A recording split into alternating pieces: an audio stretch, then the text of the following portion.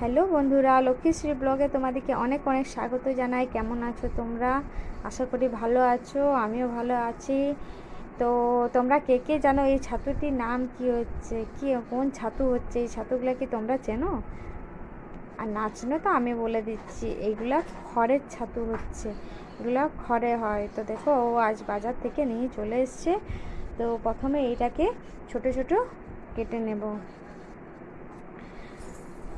একটা একটা করে প্রথমে সবগুলাই কেটে নেব।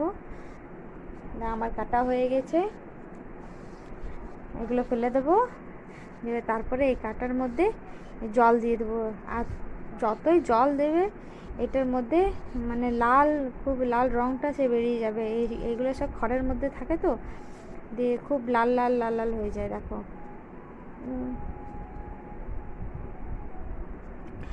দুবার তিনবার করে জল পাল্টাতে হয়। এখানে আমার ক্যামেরাটা একটু নড়ে যাচ্ছে, আসলে আমি একা হাতে ক্যামেরাটা ধরছি তো, মানে নিজেকে নিজে নিজে একা একা ভিডিওটি করছি। তো তোমাদেরকে যদি ভিডিওটি ভালো লেগে থাকে তো প্লিজ সাবস্ক্রাইব করবে। দেখো, আমি এটা ধুয়ে বেশ ভালো করে পরিষ্কার করে নিয়েছি। আবার দুটো পেঁয়াজ নেব। এটাতে কোনো কিছু বেশি মশলাপাতি দরকার হয় না। কড়াটা গরম হয়ে গেছে, এটার মধ্যে আমি তেল দিয়ে দেব। তেলটি গরম হয়ে গেছে, এটার মধ্যে পেঁয়াজগুলো ছেড়ে দেব। পেঁয়াজটিকে বেশ লাল লাল করে ভাজতে হবে।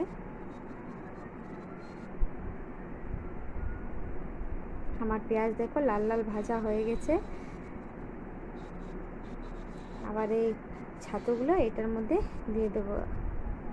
অনেকেই এইরকমই শুধু ভাজা মানে ছাতুটাকে শুধু পেঁয়াজ দিয়ে নুন হলুদ দিয়ে ভেজেও খায়। আর অনেকে কেউ একটুখানি মশলা দিয়ে, বেশি কোনো কিচ্ছু বেশি মশলা লাগবে না, শুধু একটু আদা রসুন বাটা আর একটু জিরে গুঁড়ো ধনে গুঁড়ো এগুলো লাগে, আর কোনো কিছু বেশি লাগবে। এটার মধ্যে আমি নুন দিয়ে দেবো, হলুদ দিয়ে দেবো। এটার মধ্যে নুন হলুদ দিতে গেলেই কিন্তু তারপর থেকেই মানে জল ছাড়বে একটু একটু করে।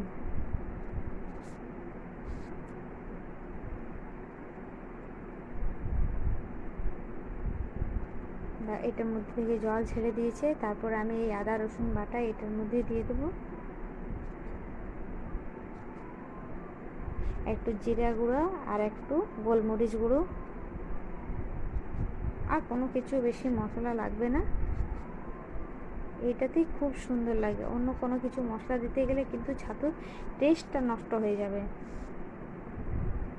তো আমার একটু শুকিয়ে গেছে। আর এটার মধ্যে আমি একটু জল দিয়ে দেবো। জল না দিতে গেলে সেই মশলার গন্ধটা একটু মানে একটুখানি থেকেই যাবে। বেশি না, অল্প জল দেবো।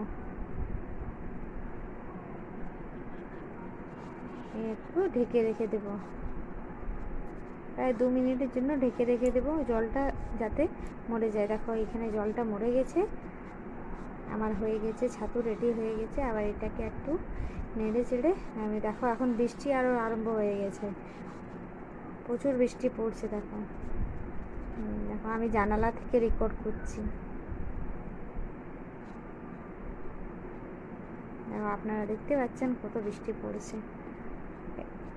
আমার ছাতু কমপ্লিট হয়ে গেছে। এটা আবার ভাতের সাথে গরম গরম খেতে পারো। তো তোমাদেরকে যদি ভিডিওটি ভালো লেগে থাকে তো প্লিজ সাবস্ক্রাইব করবে, পাশে থাকবে। ধন্যবাদ।